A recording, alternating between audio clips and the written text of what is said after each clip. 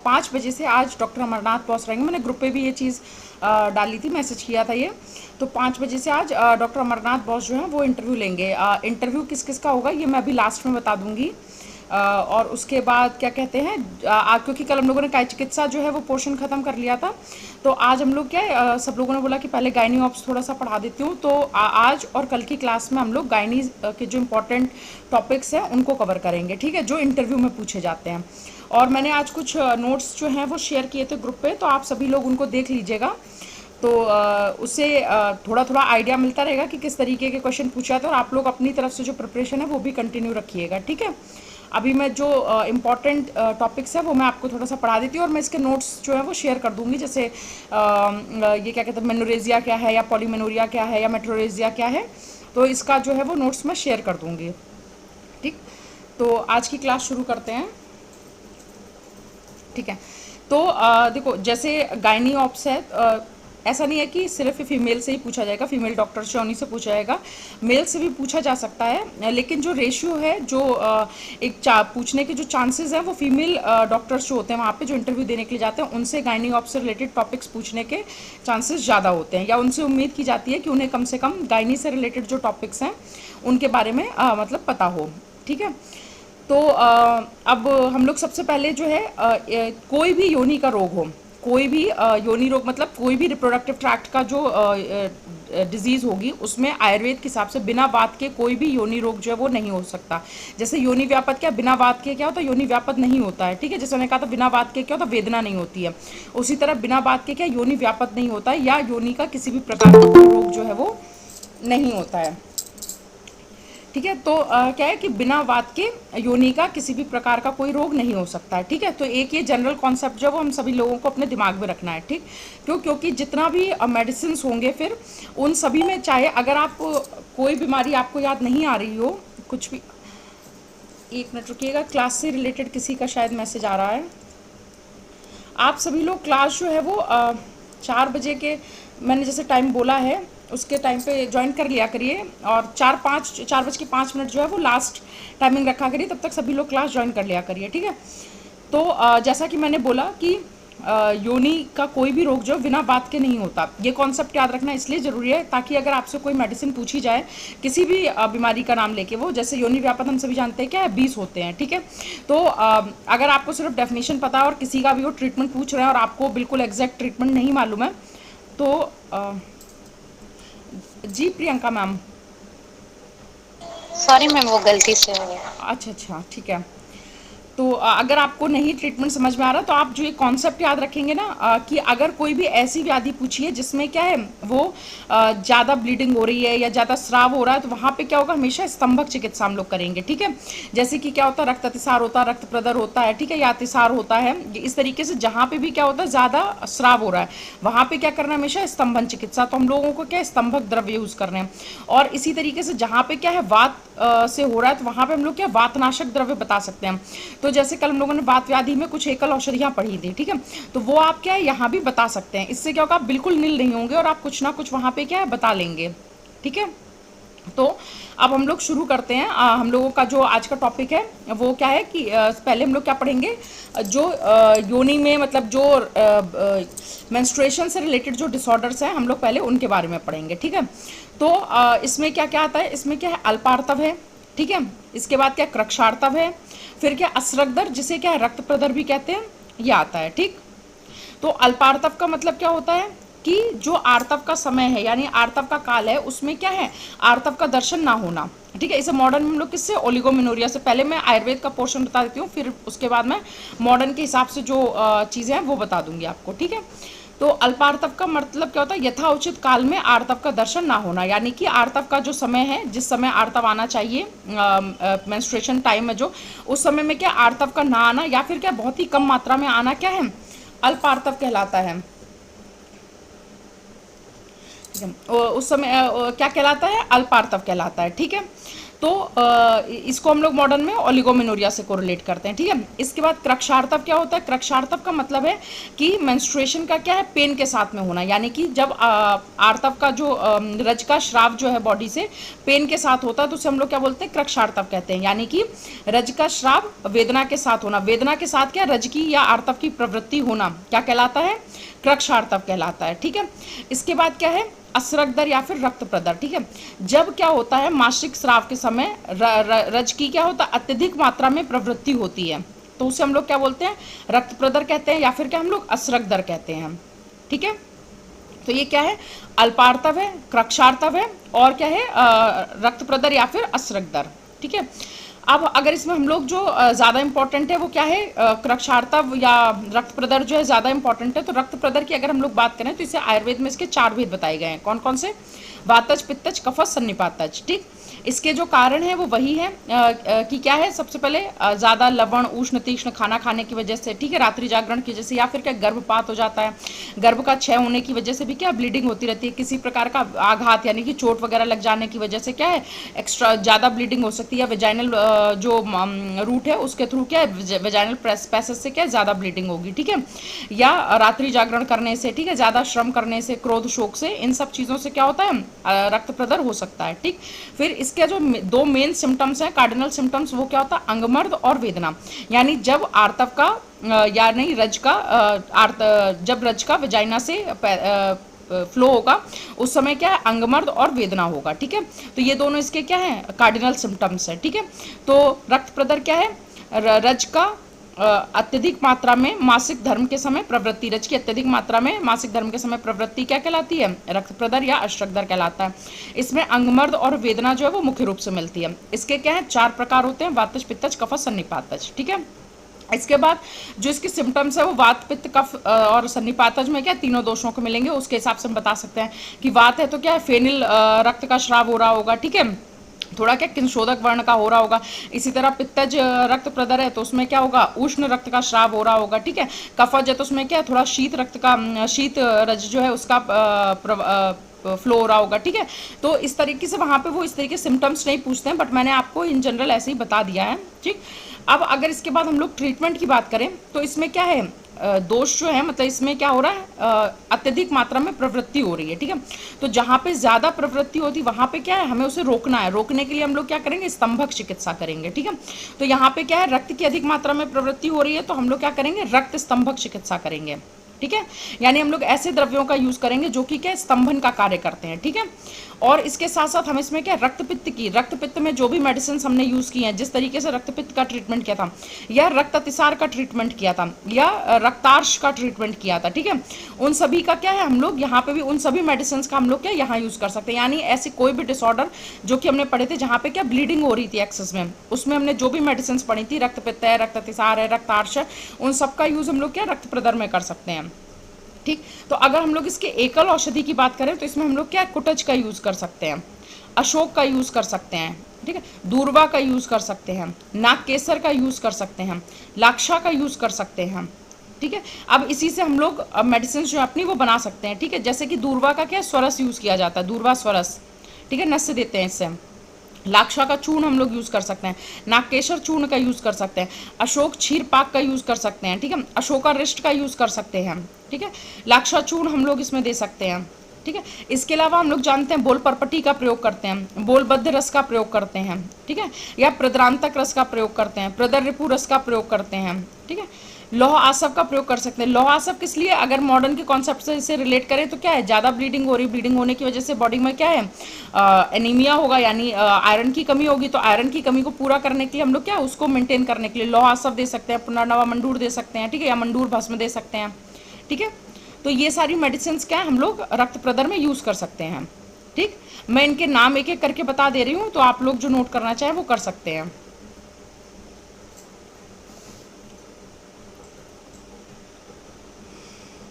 नागकेसर चूर्ण, दूर्वा स्वरस, लाक्षा चूर्ण, कुटज चूर्ण या कुटजारिस्ट, अशोक क्षीरपाक, अशोक क्षीर त्वक पाक भी बोलते हैं इसको, अशोक के जो त्वक होती है उसका बनाया जाता है। अशोकारिष्ट, बोल परपटी, बोल बद्धरस,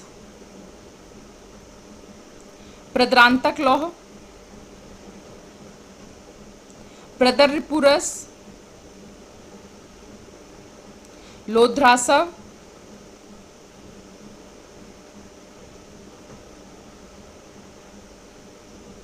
शतावरी घृत, शतपुष्पाकल्क,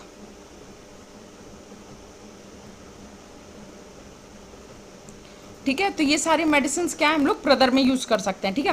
इसके साथ ही साथ जैसे शतावरी घृत है या शतपुष्पा कल्क मैंने बताया, ये सब क्या हम लोग जो बाकी योनि के रोग हैं, ठीक है, उनमें भी यूज कर सकते हैं। मतलब कहीं पे भी अभी मैं एक जो योनि के रोगों की जो एक कॉमन चिकित्सा है ना, उसका चिकित्सा सूत्र और जो मेडिसिन है वो मैं आप लोगों को लास्ट में बताऊंगी, ठीक है। ये तीनों डिजीजेस का अलग अलग बताने के बाद उसके बाद में कॉमन एक इन सब में जो यूज हो सकते हैं वो बता दूंगी, ठीक है।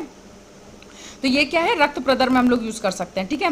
इसका मॉडर्न में भी बाद में बताती हूँ, ठीक। इसके बाद क्या है, क्रक्षार्तव आता है। तो क्रक्षार्तव में क्या होता है, जब वेदना के साथ क्या होता है, रज की प्रवृत्ति होती है, तो उसे हम लोग क्या बोलते हैं, क्रक्षार्तव बोलते हैं, ठीक है। अब क्रक्षार्तव में जो मेडिसिन यूज होती हैं वो कौन कौन सी हैं, रजा प्रवर्तनी वटी, टंकण भस्म, काशी शादी बटी, नष्ट पुष्पांतक रस, अशोकारिष्ट, दशमूलारिष्ट, ठीक है। यानी दशमूलारिष्ट कल भी हम लोगों ने पढ़ा दिया, दशमूल क्वाथ बोल सकते हैं हम लोग, ठीक है। जो कि क्या है, वात व्याधि जहाँ कहीं भी होती है, मतलब वात का जहाँ भी में शमन करना होगा वहाँ पे क्या हम लोग इसे यूज कर सकते हैं, ठीक। तो क्या क्या है, रजा प्रवर्तनी वटी है, टंकण भस्म है, ठीक है, काशी शादी वटी है, नष्ट पुष्पांतक रस है, अशोकारिष्ट है और क्या है, दशमूलारिष्ट है, ठीक। इसी के लिए कष्टार्तव के लिए क्या है, एक छोटा सा श्लोक होता है, अगर आप याद कर सकते हैं तो कर सकते हैं उसे, सा फेनिलम उदावर्ता रजा क्रक्षेणम उच्चंती, ठीक है। यानी फेन के साथ जब क्या है, रज का फेन और वेदना के साथ क्या रज की जब प्रवृत्ति होती है तो उसे हम लोग क्या है, कष्टार्तव कहते हैं। और आयुर्वेद में इसे योनि व्यापद में जो उदावर्ता योनि व्यापद बताया गया है उसके साथ में हम लोग इसे क्या है, कोरिलेट करते हैं, ठीक है। यानी कष्टार्तव को यानी डिस्मेनोरिया को जो आयुर्वेद है उसमें क्या उदावर्ता योनि व्यापद से कोरिलेट किया गया है, ठीक। इसके बाद अब हम लोग बात करें अल्पार्तव की। अल्पार्तव का मतलब जैसे मैंने आपको बताया कि जब क्या है, मेंस्ट्रुअल साइकिल जो है, मेंस्ट्रुएशन का जो समय है, उस समय क्या है, अल्प मात्रा में रज की प्रवृत्ति होती है, तो उसे हम लोग क्या बोलते हैं, अल्पार्तव बोलते हैं, ठीक। तो अल्पार्तव और कष्टार्तव की जो मेडिसिन है वो लगभग सेम ही होती हैं। कष्टार्तव में क्या होता है, बस वेदना होती है, तो वहाँ पे हम लोग को क्या पेन को सबसाइड करने के लिए साथ में मेडिसिन ऐड करनी पड़ती है, ऐड कर देते हैं। और अल्पार्तव में क्या होता है, हम लोग जो चिकित्सा हम लोगों की होगी वो क्या होगा, एक तो हम लोग संशोधन चिकित्सा करेंगे, ठीक। दूसरा हम लोग क्या है, जो अग्नि प्रधान द्रव्य हैं, यानी कि जो गर्म चीज़ें हैं, जैसे पेशेंट को जो आहार विहार में सजेस्ट करेंगे ना कि वो गर्म ऐसी चीज़ें जो क्या है उष्ण वीर्य की होती हैं, ठीक है, उनका सेवन करने के लिए हम लोग क्या पेशेंट को कहेंगे, ठीक है, कि वो इस प्रकार की चीज़ों का अपना आहार विहार में जो इन चीज़ों को शामिल करें, ठीक। तो जो अल्पार्तव की मेडिसिन है वो हैं रजा प्रवर्तनी वटी, टंकण भस्म, हिंगवाष्टक चूर्ण, लोध्रासव, सॉरी लोहासव है, ठीक है, वो सेम वही कंटेंट है। अच्छा, इसमें सेम वही कॉन्सेप्ट है, सॉरी। क्या है कि अल्पार्तव का क्या एक कारण जो हम लोग मॉडर्न में पढ़ते हैं कि अगर बॉडी में क्या है, ब्लड की कमी यानी हीमोग्लोबिन कम है, एनीमिया है पेशेंट को, तो भी क्या होता है, हम लोग अपनी जो डायग्नोसिस करते हैं फीमेल पेशेंट में आती है तो उसकी वजह से भी क्या है, कम ब्लीडिंग हो सकती है मेंस्ट्रुएशन के टाइम पर। तो क्या है, हम लोग जो पांडु में जो हमने मेडिसिन पढ़ी थी, ठीक है, एनीमिया को दूर करने के लिए जो मेडिसिन पढ़ी थी वो भी हम यहाँ क्या है बता सकते हैं। कष्टार्तव में भी हम ये बता सकते हैं और अल्पार्तव में भी उन मेडिसिन को बोल सकते हैं, ठीक है। तो क्या क्या, रजा प्रवर्तनी वटी, टंकण भस्म, मैम हिंगवाष्टक चूर्ण जो है, ये जो भी व्याधियां हो रही है क्या है, वायु जो वात जो इन्वॉल्व होगा इसमें रिप्रोडक्टिव ट्रैक्ट में डिजीज करने में, वो क्या अपान वायु होगी, ठीक है। तो अपान वायु का अनुलोमन करने के लिए हम लोग हिंगवाष्टक चूर्ण का यूज करते हैं, ठीक है। वो जो अनुलोमन का मतलब क्या होता है, जो जिस पैसेज से उसे फ्लो होना चाहिए उससे फ्लो हो, ठीक है। तो क्या रजा प्रवर्तनी वटी है, टंकण भस्म है, हिंगवाष्टक चूर्ण है, लौह आसव है, ठीक है, कुमार्यासव है। कुमार्यासव भी आप क्या रक्त प्रदर में, असरग ये कष्टार्तम में, अल्पार्तम में कहीं भी बता सकते हैं, ठीक है। बलारिष्ट कल बताया था, बला जो है वो क्या होता है, वात की जो भी डिजीजेस होती हैं उनमें क्या बला का, बला तैल है, बलारिष्ट है, बला चूर्ण है, इसका यूज करते हैं। तो यहाँ पे भी क्या है, मैंने बताया योनि के जो रोग होते हैं बिना वात के नहीं हो सकते हैं, तो उसमें क्या बला हम लोग बता सकते हैं, तो क्या है बलारिष्ट बता सकते हैं, बला तैल बोल सकते हैं, ठीक है। कल्याणक घृत, घृत, चंद्र प्रभावटी, ठीक है। रजा प्रवर्तनी बटी, टंकण भस्म, हिंगवाष्टक चूर्ण, लौह आसव, चंद्र प्रभावटी, कुमार्यासव, बलारिष्ट, ठीक है। अब इसमें से जो कॉमन मेडिसिन आ रही हैं, जो कष्टार्तम में भी दे रहे हैं हम लोग और जो अल्पार्तम में भी दे रहे हैं, वो कॉमन आप 3-4 मेडिसिन जो है उनको याद कर सकते हैं, ठीक है। वो आप दोनों जगह बता सकते हैं, कष्टार्तम में भी और अल्पार्तम में भी, ठीक है। और रक्त प्रदर की मेडिसिन मैंने आपको बता दी। वहां पे क्या मैं स्तंभक औषधि, और ये जो स्तंभक औषधि मैंने बताई जैसे नागकेसर है, कुटज है, अशोक है, दूरवा है, ठीक है। तो ये क्या है, आप यहाँ तो यूज कर ही सकते हैं। इसके साथ साथ क्या आप अगर रक्तपित्त आपसे पूछा जा रहा है तो वहां भी आप ये सेम मेडिसिन बता सकते हैं संशोधन। रक्त अतिसार अगर आ गया तो वहां भी बता सकते हैं। रक्तार्श में आपसे पूछ लिया तो भी आप क्या सेम यही मेडिसिन बता सकते हैं वहां पे भी, ठीक है। कौन कौन सा, कुटज है, दूरवा है, लाक्षा है, अशोक है, नागकेसर है, ठीक है। और इसके बाद आप याद करना चाहें, बोलना चाहें तो प्रदरपुरस है, प्रदरांतक लौह है, ठीक है। ये सारा भी सब कुछ ठीक है, बस ये है कि थोड़ा सा आपको इनके कंटेंट पता होने चाहिए फिर, ठीक है, कि किसमें क्या क्या ऐड है, किसमें क्या क्या जो है वो पड़ा हुआ है, ठीक है, कंटेंट क्या है इसके, ठीक। अब इसके बाद अगर हम लोग बात करें तो श्वेत प्रदर की आती है, ठीक है। तो श्वेत प्रदर का जो संहिता है उसमें स्वतंत्र से वर्णन नहीं है। चरक सुश्रुत किसी ने भी श्वेत प्रदर को श्वेत प्रदर नाम से या स्वतंत्र अध्याय में इसका कहीं पर भी वर्णन नहीं किया है।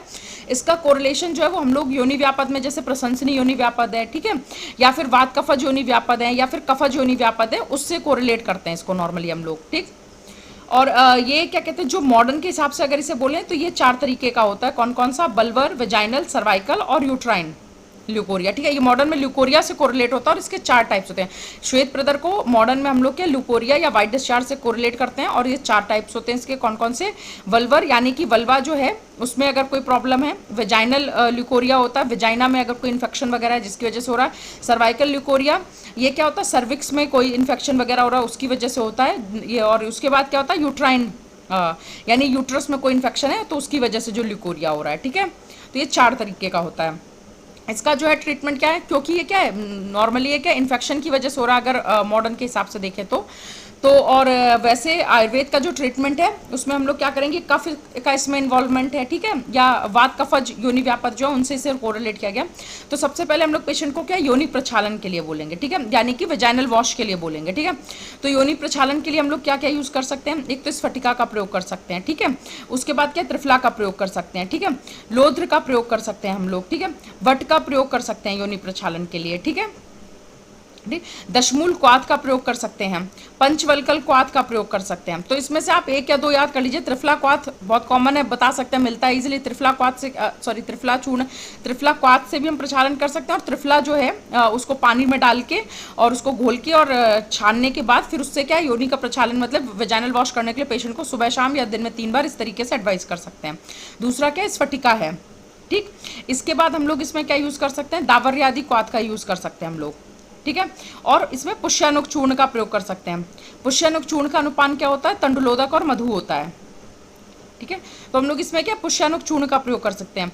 इन्फेक्शन है, अगर पेशेंट को दर्द हो रहा है तो हम लोग क्या है इसमें गुग्गुल जो होते हैं उनका भी प्रयोग कर सकते हैं। इसके साथ साथ यहाँ पे हम लोग क्या प्रदर्रिपु रस का प्रयोग भी कर सकते हैं, जो कि पिछली अभी जैसे मैंने लास्ट में बताया, ठीक है, कि मेडिसिन क्या कॉमन होती हैं, ठीक है। तो प्रदर्रिपु रस का प्रयोग कर सकते हैं, प्रदरांतक रस का प्रयोग कर सकते हैं, ठीक है। ये हम लोग रक्त प्रदर में भी नहीं यूज़ कर सकते। प्रदर्रिपु रस है, प्रदरांतक रस है, या प्रदरांतक लौह है, या पुष्यानुक चूर्ण है, इनका यूज़ कर सकते हैं। और क्या दावर्यादि क्वाथ दे सकते हैं इसमें, ठीक।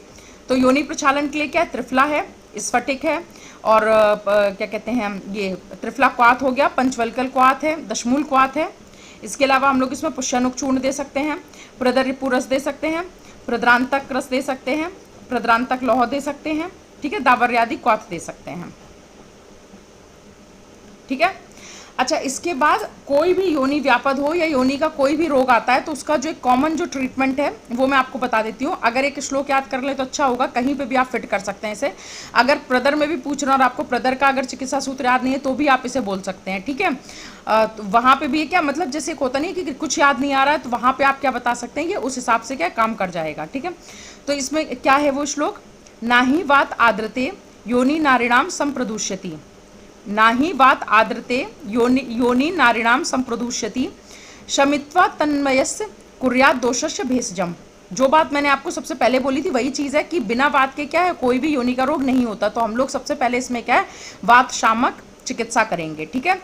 इसके बाद फिर हम लोग इसमें संशोधन चिकित्सा में क्या करेंगे, पेशेंट का पहले क्या स्नेहन स्वेदन कराएंगे, फिर उसके बाद हम लोग क्या मृदु वमन विरेचन आस्थापन बस्ती है, ठीक है। और उत्तर बस्ती जो है योनि रोगों में बहुत इंपॉर्टेंट रोल प्ले करती है, ठीक है। चाहे वो इनफर्टिलिटी हो, चाहे क्रक्षारता वल्पार्तव हो, पीसीओडी हो, कुछ भी हो, इन सब में क्या है जो योनि उत्तर बस्ती है उसका क्या बहुत अच्छा रोल होता है।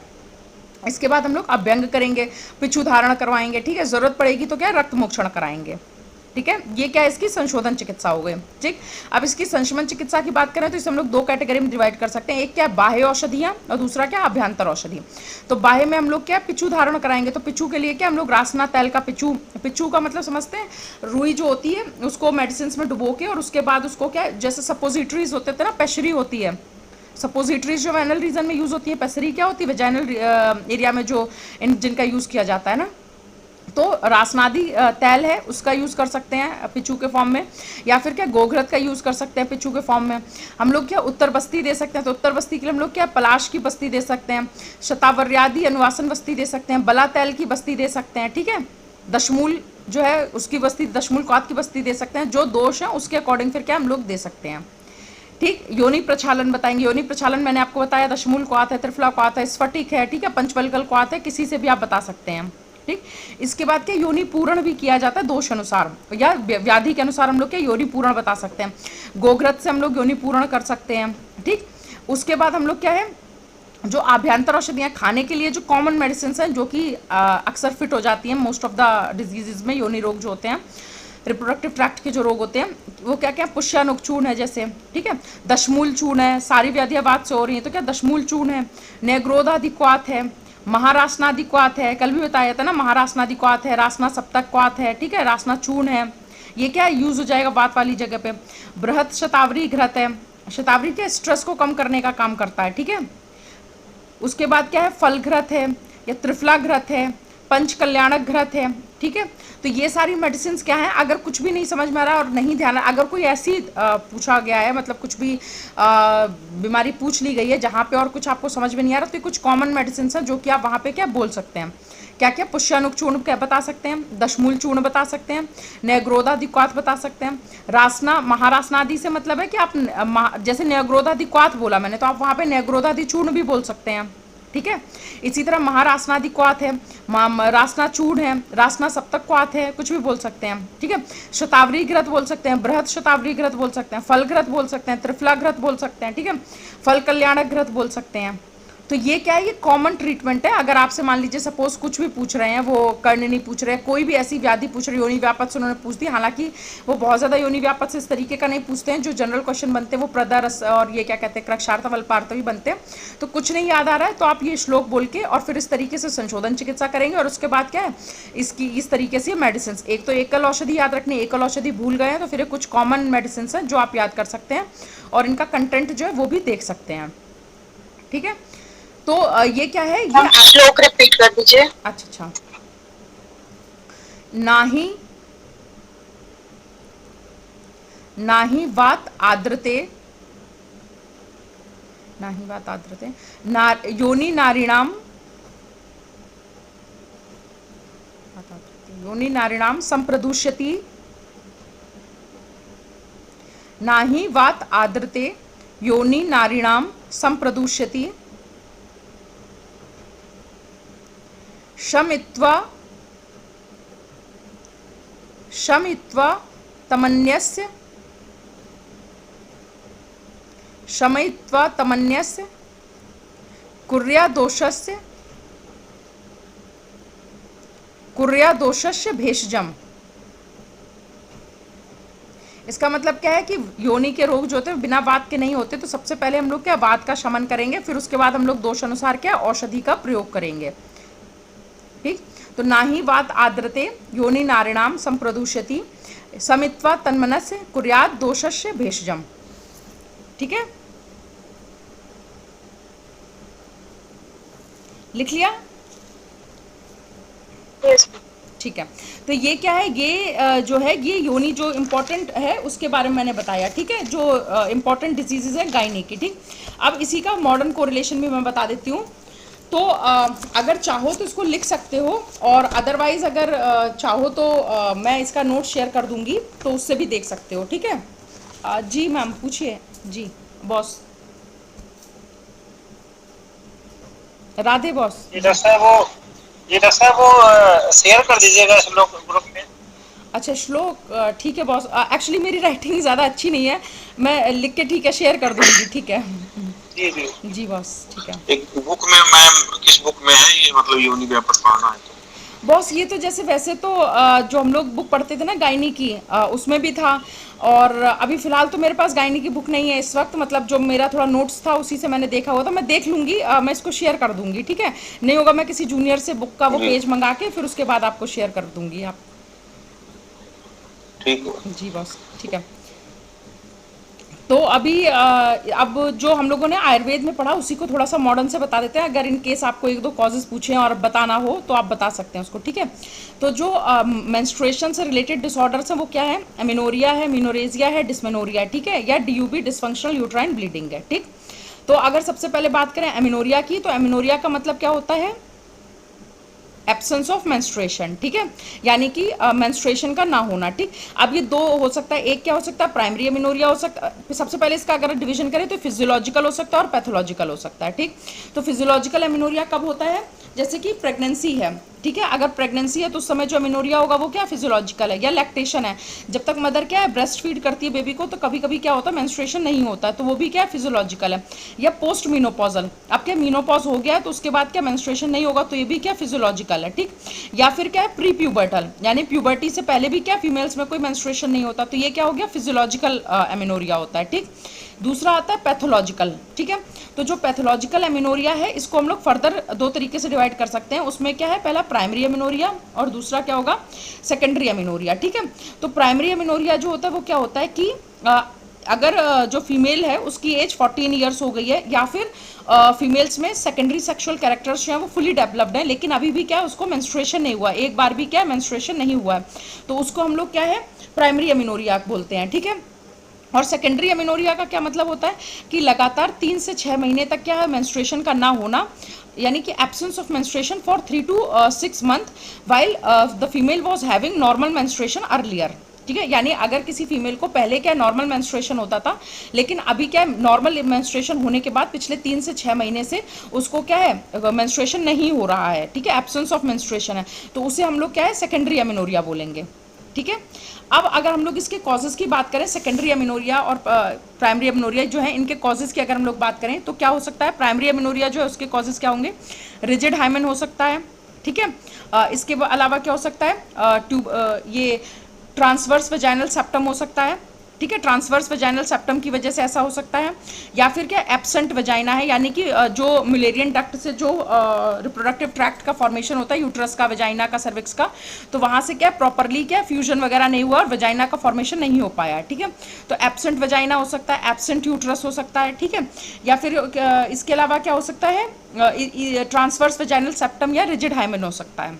ठीक है, इसके बाद अगर हम लोग सेकेंडरी एमिनोरिया की बात करें, दूसरा इसके साथ साथ क्या होता है ओवरीज में कोई डिफेक्ट हो सकता है। ठीक है, जैसे ओवेरियन एजेनेसिस है, ओवरीज जो है वो ठीक से उनका क्या फॉर्मेशन नहीं हुआ, जब फीटस था, फीटस माँ के पेट में जब जो फीमेल है वो फीटस के फॉर्म में थी, तो उस समय पे जो ओवेरियन जेनेसिस होनी थी, ओवरीज का फॉर्मेशन होना था, वो ठीक से ओवरी का फॉर्मेशन नहीं हो पा रहा है। ठीक है, तो ओवेरियन एजेनेसिस है, तो इसकी वजह से भी क्या है ये प्राइमरी एमिनोरिया जो है वो हो सकता है, यानी कि पेशेंट में मीनार्की ही नहीं होती है, सेकेंडरी सेक्सुअल कैरेक्टर्स होते हैं, और 14 साल की या तो फिर एज हो गई है, लेकिन अभी भी पेशेंट में क्या है मेंस्ट्रुएशन जो है वो नहीं हो रहा है। ठीक है, इसके बाद अगर हम लोग बात करें सेकेंडरी जो एमिनोरिया के जो कॉजेज़ हैं वो क्या क्या हो सकते हैं, हाइपोथायरॉयडिज्म की वजह से भी ऐसा हो सकता है।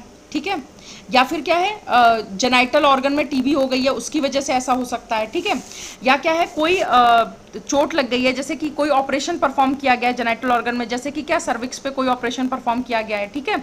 या कोई इंजरी है, या फिर कोई केमिकल बर्न हुआ है, ठीक। या फिर पीसीओडी भी इसका एक कॉमन कॉज है, पीसीओडी की वजह से क्या है सेकेंडरी एमिनोरिया हो सकता है, ठीक है। ओवरी में कोई ट्यूमर है, उसकी वजह से हो सकता है, ठीक है। तो ये सारे कॉजेज क्या हैं, सेकेंडरी एमिनोरिया के कॉजेज हैं, ठीक है, जिनकी वजह से क्या है सेकेंडरी एमिनोरिया होता है, ठीक ठीक है। इसके बाद अगर पिट्यूटरी, इसी में क्या हाइपोथैलेमस, और ये देखो मैं आपको अलग अलग बता रही हूँ, आप इनको एक साथ नॉर्मली बोल सकते हैं कि जैसे आप वहाँ पे अगर इतना डिवीजन नहीं करना चाहते हैं कि अगर आपको याद है बताना चाहते हैं बहुत अच्छी बात है, बता सकते हैं कि फिजियोलॉजिकल है, फिर पैथोलॉजिकल है, पैथोलॉजिकल में प्राइमरी हो सकता है, सेकेंडरी हो सकता है, ठीक है। प्राइमरी के आपने 3-4 कारण याद कर लिए, सेकेंडरी के फिर आपने 3-4 कारण याद कर लिए, ठीक है। जैसे कि क्या पीसीओडी हो सकता है, जेनाइटल ट्रैक्ट की टीबी हो सकती है, ठीक है। या फिर किसी तरीके की इंजरी या केमिकल बर्न वगैरह हो गया है, ठीक है। या फिर क्या हाइपोथायरॉइडिज्म वगैरह से पेशेंट जो उसको हाइपोथायरॉइडिज्म हो गया, तो इसकी वजह से भी क्या है उसको एमिनोरिया की प्रॉब्लम हो रही है, ठीक है। इसके बाद क्या है जो प्रोलैक्टिन होता है, जैसे ठीक है प्रोलैक्टिन का जब लेवल बढ़ जाता है बॉडी में, प्रोलैक्टिनीमिया जैसे है ना, तो उसकी वजह से भी क्या होता है एमिनोरिया की प्रॉब्लम होती है पेशेंट में, ठीक है। तो ये क्या है कुछ कॉजेज है, हाइपर प्रोलैक्टिनीमिया जैसे होता है, ठीक है। इसके बाद अगर हम लोग बात करें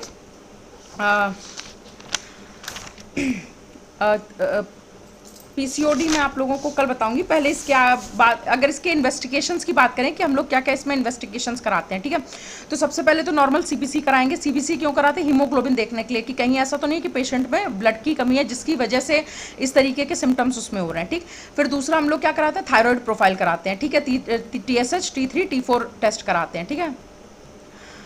एक्चुअली ये पीडीएफ नहीं है, ये जो मेरे पुराने नोट्स थे वो है, मैं शेयर तो कर दूंगी बट राइटिंग बहुत ही गंदी है, अगर समझ में आ जाए तो मैं देख लेती हूँ, ठीक है। मैं शेयर कर दूंगी नोट्स, ठीक है, मैं शेयर कर दूंगी ये जो भी पढ़ा रही हूँ, ठीक है। तो जो इन्वेस्टिगेशंस में क्या है सबसे पहले सीबीसी कराएंगे, ठीक है। उसके बाद इन्वेस्टिगेशन में हमेशा क्या होता है बेसिक से बताना होता है, ठीक है। कभी भी एकदम से अल्ट्रासाउंड पे या हाई इन्वेस्टिगेशन पे नहीं पहुंचना है।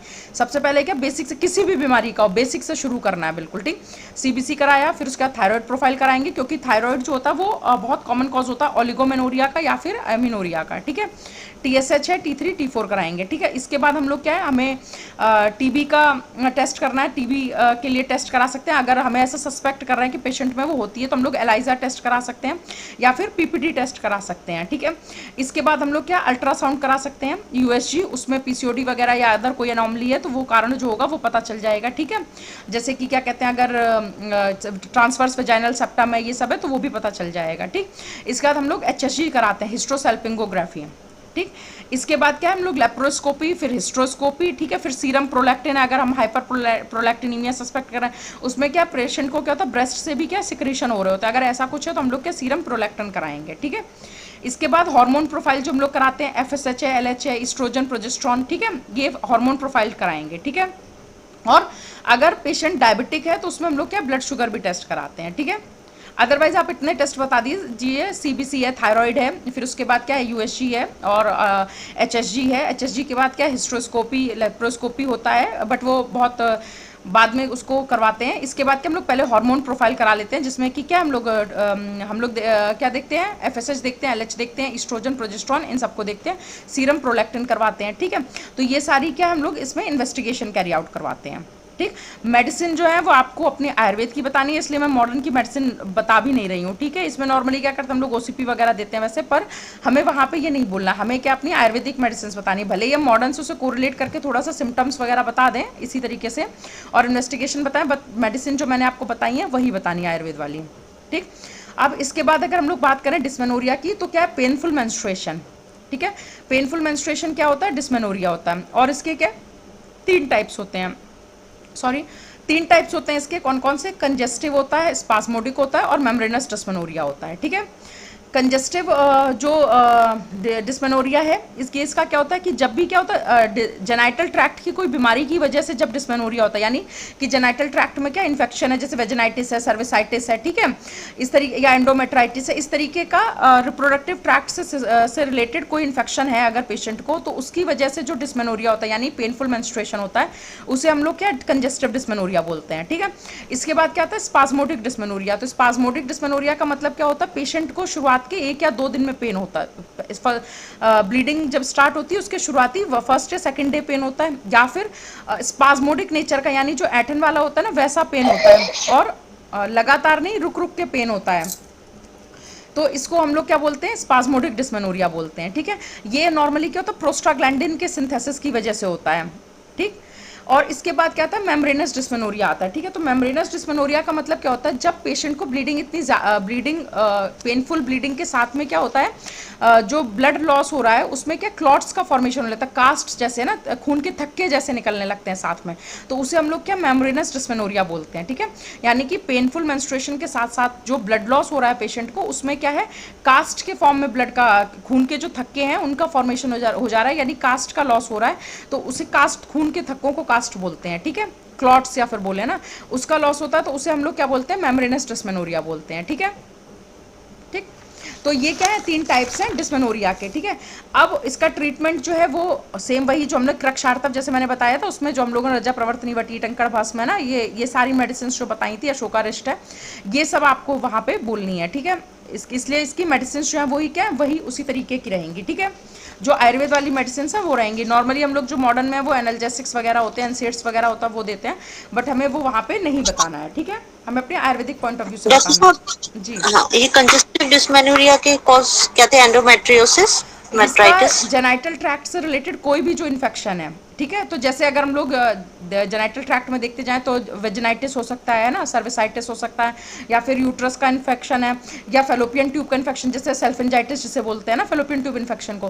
तो इस तरीके से कोई भी इन्फेक्शन जो डिस्मेनोरिया रिप्रोडक्टिव ट्रैक्ट के इन्फेक्शन की वजह से होता है, ठीक है, उसे हम लोग क्या बोलते हैं, कंजेस्टिव डिस्मेनोरिया बोलते हैं। ठीक है, और जो दूसरा है स्पाज्मोडिक, वो क्या होता है, प्रोस्टाग्लैंडिन के सिंथेसिस ज़्यादा होने की वजह से हुआ। इतना वहाँ पे कोई नहीं पूछता, आप नॉर्मली मतलब डिस्मेनोरिया और इसके टाइप्स बता देंगे तो भी इतने में काम चल जाएगा, पर अच्छा है आप ज़्यादा जितना क्लियर बताएंगे उतना ज़्यादा अच्छा रहेगा। ठीक है, अच्छा, अब इसके बाद आते हैं डिसफंक्शनल यूट्राइन ब्लीडिंग पे। ठीक है, यानी DUB।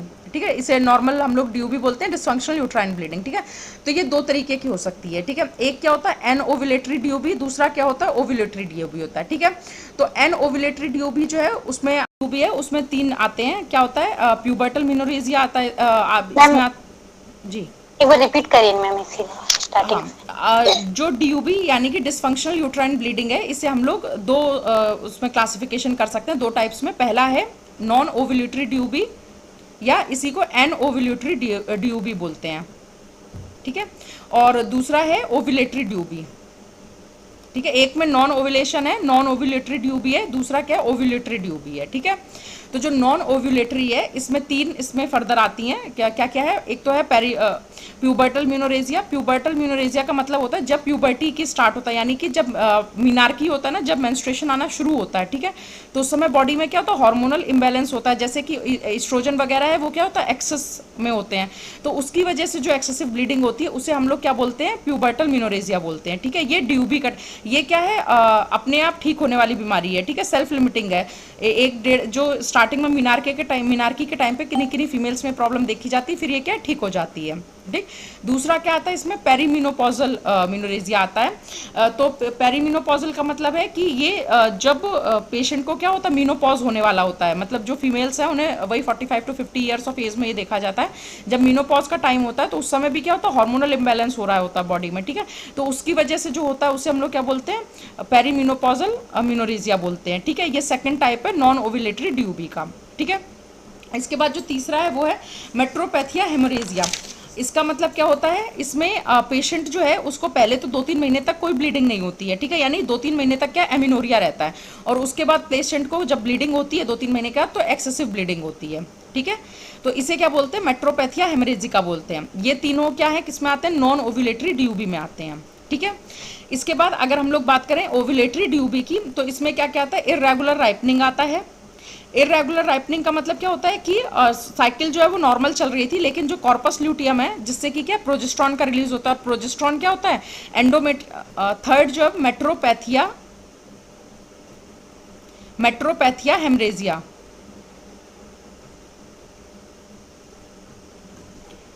ठीक है, तो अब बात करें ओवुलेटरी ड्यूबी यानी डिसफंक्शनल यूट्राइन ब्लीडिंग की, तो इसमें क्या है, तीन आते हैं इसमें भी।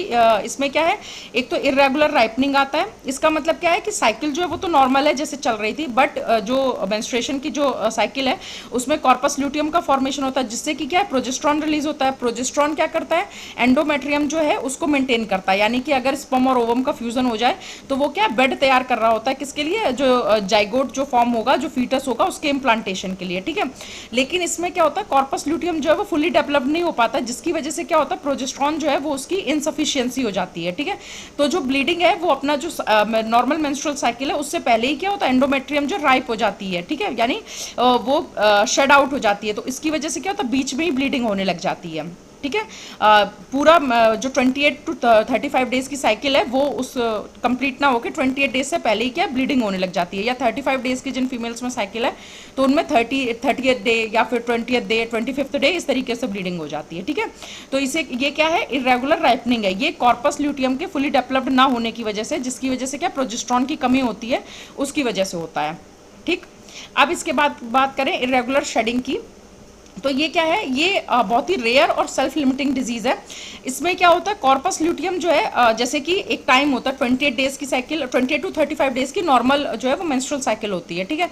बट अगर इस बीच में क्या होता है, ओवम जो है जिसका फॉर्मेशन होता है वो अगर स्पर्म से फ्यूज़ नहीं होता, यानी स्पर्म और ओवम का फॉर्मेशन होकर जाइगोट का फॉर्मेशन नहीं होता है, तो फिर क्या होता है, जो कॉर्पस ल्यूटियम है वो धीरे धीरे डिजेनरेट करने लगता है, जिसकी वजह से क्या प्रोजेस्ट्रॉन का लेवल भी डाउन होने लगता है, और फिर क्या होता है, एंडोमेट्रियम जो शेड कर जाती है, ठीक है। इसी से क्या ब्लड लॉस होता है। लेकिन इस केस में क्या होता है, इरेगुलर शेडिंग के केस में कॉर्पस ल्यूटियम जो वो परसिस्ट करता रहता है, ठीक है। तो जो एक बार नॉर्मल मेंस्ट्रुएशन हो गया उसके बाद भी क्या कॉर्पस ल्यूटियम परसिस्ट कर रहा है, तो उसके परसिस्ट होने की वजह से दोबारा से क्या है, मेंस्ट्रुएशन होने के बाद जब वो शेड करेगा तो फिर दोबारा से ब्लीडिंग होती है, ठीक है। तो इसमें कॉर्पस ल्यूटियम जो है वो अपने टाइम से ज़्यादा समय तक परसिस्ट करता रहता है, इसलिए नॉर्मल मेंस्ट्रुएशन के बाद फिर से ब्लीडिंग कॉज कराता है, ठीक है। ये बहुत ही रेयर और अपने आप से इसमें कोई मेडिसिन की जरूरत नहीं होती, सेल्फ लिमिटिंग डिजीज होती है ये, ठीक है। इसके बाद जो इसमें तीसरा आता है वो होता है IUCD, यानी कि इंट्रा यूट्राइन कॉन्ट्रासेप्टिव डिवाइसेस, ठीक है। तो जो ये IUCD है उसको यूट्रस क्या है, फॉरेन बॉडी की तरह ट्रीट करता है, कि कोई फॉरेन बॉडी है जिसके अगेंस्ट में क्या है, फिर हमारा जो इम्यून सिस्टम है वो एक्टिव हो जाता है, तो वहाँ पे क्या उसके अगेंस्ट में एंटीबॉडीज़ वगैरह बनाता है, और जो फॉरेन बॉडी रिएक्शन की वजह से और जो IUCD है उसकी वजह से जो ब्लीडिंग होती है ना कॉन्ट्रासेप्टिव डिवाइस की वजह से, वो क्या है, वो भी किस में आता है, ओवुलेटरी DUB में आता है, ठीक है। तो तीन क्या क्या है, इरेगुलर राइपनिंग हो गया, इरेगुलर शेडिंग हो गया, और तीसरा कारण क्या हो गया, IUCD हो गया, यानी कि इंट्रायूट्राइन कॉन्ट्रासेप्टिव डिवाइसेस, ठीक है। तो इसका ट्रीटमेंट वही है कि आप जो कॉन्ट्रासेप्टिव डिवाइस है उसे निकाल दीजिए, फिर उसके 1-2 महीने के अंदर पेशेंट जो है वो अपने आप क्या है, नॉर्मल हो जाएगी, ठीक। अब इसके बाद बात करें मीनोरेजिया की, तो मीनोरेजिया का मतलब क्या होता है, जब एक्सेसिव ब्लड लॉस होता है ड्यूरिंग मेंस्ट्रुएशन, ठीक है। इसमें दो चीज़ें आती हैं, या साइकिल जो है नॉर्मल है यानी 5 to 7 डेज की साइकिल है, लेकिन ब्लड लॉस जो है इस ड्यूरेशन में बहुत ज़्यादा हो रहा है, ठीक है, तो भी उसे क्या मीनोरेजिया कहेंगे। या फिर जो ब्लड लॉस है, जो साइकिल की जो ड्यूरेशन है वो क्या है, बहुत ज़्यादा प्रोलॉन्ग्ड हो गई है, यानी 7 डेज से ज़्यादा मेंस्ट्रुएशन हो रहा है, 10 दिन हो रहा है, 12 दिन हो रहा है, 15 दिन हो रहा है, ठीक है। तो साइकिल जो प्रोलॉन्ग यानी कि heavy blood loss during menstruation, उसे हम लोग क्या बोलेंगे, मीनोरेजिया बोलेंगे, ठीक है। इसे आयुर्वेद में क्या अस्तरक या फिर रक्त प्रदर कहा गया है, ठीक है। अब इसके बहुत सारे कारण होते हैं, ठीक है, जैसे कि क्या है, यूट्राइन फाइब्रॉइड्स हो सकता है, ठीक है। अगर यूट्रस में फाइब्रॉइड है तो उसकी वजह से क्या है, ब्लीडिंग बहुत ज़्यादा हो सकती है, ठीक। एडिनोमायोसिस है उसकी वजह से हो सकता है, कार्सिनोमा हो सकता है, ठीक है, सर्विक्स का कार्सिनोमा हो सकता है, यूट्रस का कार्सिनोमा हो सकता है, उसकी वजह से क्या है, ब्लीडिंग हो सकती है, ठीक है। या फिर क्या होता है, एबॉर्शन जैसे होता है, अगर पूरी तरीके से जैसे एबॉर्शन होता है वो अगर पूरी तरीके से ना हो पाए, कुछ भी उसका रिटेन्ड प्रोडक्ट ऑफ कंसेप्शन जो है वो रह जाता है, तो उसकी वजह से भी क्या पेशेंट को कॉन्टिन्यूस ब्लीडिंग होती रहती है, ठीक है। तो ये इसका कॉज हो सकता है, ठीक है। इसके अलावा क्या है, कोगुलेशन डिफेक्ट है अगर कोई, यानी कि बॉडी में क्या है, जो क्लॉटिंग फैक्टर्स होते हैं या फिर जैसे विटामिन K वगैरह है, इसकी कमी है ना, तो उसकी वजह से भी क्या होता है, बॉडी में कोगुलेशन फैक्टर की कोई कमी है, तो ब्लड जो है वो उसका क्लॉटिंग नहीं हो पाती है, तो इसकी वजह से भी एक बार जब ब्लीडिंग शुरू होती है तो लगातार क्या ब्लीडिंग होती रहती है, ठीक है। तो ये भी क्या एक मीनोरेजिया का कारण है, कोगुलेशन डिफेक्ट, ठीक है। इसके बाद क्या है, ल्यूकीमिया हो सकता है, ठीक है। हाइपरटेंशन की वजह से भी क्या है, ये जो मीनोरेजिया है वो हो सकता है, ठीक। इसके अलावा क्या हाइपरथायरॉयडिज्म है, ठीक है। हाइपरथायरॉइडिज्म की वजह से भी क्या है, मीनोरेजिया हो सकता है, ठीक है। और कभी कभी ये आईयूसीडी है जैसे, ठीक है, इंट्रायूट्राइन कॉन्ट्रासेप्टिव डिवाइसेज हैं, ठीक है, तो इसकी वजह से भी क्या है, मीनोरेजिया हो सकता है, ठीक। और कभी कभी क्या होता है, मीनोरेजिया का कारण पता नहीं होता, तो उसे हम लोग क्या बोलते हैं, इडियोपैथिक, यानी कि कॉज अननोन है। हम लोग जैसे कुछ भी टेस्ट करा रहे हैं, यूएसजी करा रहे हैं, कुछ भी करा रहे हैं, तो उसमें कोई कॉज पता नहीं चल रहा, तो उसे इडियोपैथिक बोलते हैं, ठीक है। तो ये सारे क्या है, मिनोरेजिया के कॉजेज है, ठीक है। ट्रीटमेंट हमारा क्या, जो इन्वेस्टिगेशन है सेम है, वही सबकी सेम है, क्या, सीबीसी, फिर thyroid profile, TSH, T3, T4। उसके बाद में क्या है, हम लोग अगर टीबी वगैरह सस्पेक्ट कर रहे हैं तो उसके लिए पीपीडी है, और वो करा सकते हैं, अल्ट्रासाउंड करा सकते हैं, हिस्ट्रोस्कोपी करा सकते हैं, ठीक है, एचएसजी करा सकते हैं, ठीक है। ज़रूरत पड़ने पे क्या कहते हैं, लेप्रोस्कोपी वगैरह भी करा सकते हैं, सीरम प्रोलैक्टिन जो है उसका टेस्ट करा सकते हैं, फिर हार्मोन प्रोफाइल कराएंगे जिसमें क्या एफएसएच है, एलएच है, ईस्ट्रोजन है, प्रोजेस्ट्रॉन है, ठीक है। तो इस तरीके से हम लोग ये जो टेस्ट हैं वो करा सकते हैं। और ये चारों जो थे, मतलब जो भी यूट्रस से रिलेटेड, जो मेंस्ट्रुएशन से रिलेटेड जो प्रॉब्लम्स थी वो मैंने आपको बताई, ठीक है। डिस्मेनोरिया, मेनोरेजिया, ड्यूबी और एमिनोरिया, ठीक है। इतना ही वहाँ पे नॉर्मली पूछा जाता है, और इतना ही आपको वहाँ पे क्या होता है, बताना होता है, ठीक। और इसी का मैंने आयुर्वेद में बता दिया। एक चीज़ हमेशा याद रखनी है, मेडिसिन हमेशा अपनी आयुर्वेद की बतानी है, ठीक है। नॉर्मल क्या है, निदान परिवर्जन सबसे पहले करेंगे, फिर उसके बाद जो मैंने बताया वात व्याधि वाला, कि वात के बिना नहीं होता है, तो सबसे पहले वात का ट्रीटमेंट करेंगे, उसके बाद क्या हम लोग शमन चिकित्सा करेंगे, ठीक है। उसके बाद हम लोग दोष अनुसार भेषज का प्रयोग करेंगे। संशोधन चिकित्सा में क्या, स्नेहन स्वेदन कराएंगे, उसके बाद क्या मृदु वमन विरेचन कराते हैं, और उसके बाद क्या होता है, हम लोग उत्तर बस्ती का प्रयोग कर सकते हैं, आस्थापन और अनुवासन बस्ती का प्रयोग कर सकते हैं, जरूरत पड़ने पर रक्त मोक्षण करा सकते हैं, पिचू धारण कराएंगे, योनि का पूर्ण करेंगे, ठीक है। इसके बाद अगर हम लोग ट्रीटमेंट संशमन की बात करें तो इसमें मेडिसिन दो तरीके से यूज होती हैं। क्या क्या, बाह्य में अगर है तो पिचू है, योनि पूर्ण है, ठीक है, प्रक्षालन है, योनि का प्रक्षालन कराएंगे, ठीक है, ठीक है। और इसके अलावा क्या कहते हैं, अगर आभ्यंतर औषधि की बात करें तो वो भी मैंने आपको बता दी, ठीक है। जैसे कि क्या है, पुष्यनुक चूर्ण है, या फिर प्रद्रांतक लौ है, प्रद्रांतक रस है, प्रदरिपु रस है, या नागकेसर चूर्ण है, लाक्षा चूर्ण है, अशोकारिष्ट है, अशोक है, कुटच चूर्ण है, कुटजारिष्ट है, ठीक है। तो ये इस तरीके की कुछ मेडिसिन हैं जो कि हम लोग इसमें कॉमनली यूज़ कर सकते हैं, ठीक है। त्रिफला चूर्ण है, ठीक। तो ये सारी मेडिसिन हैं जो कि अगर कुछ नहीं समझ में आ रहा है तो वहाँ रजा प्रवर्तनी वटी है जैसे, ठीक है, तो वो वहाँ बता सकते हैं, ठीक। तो अल्पार्तव, रक्षार्तव, इन सब में क्या है, वो मेडिसिन काम कर जाएगी, ठीक है।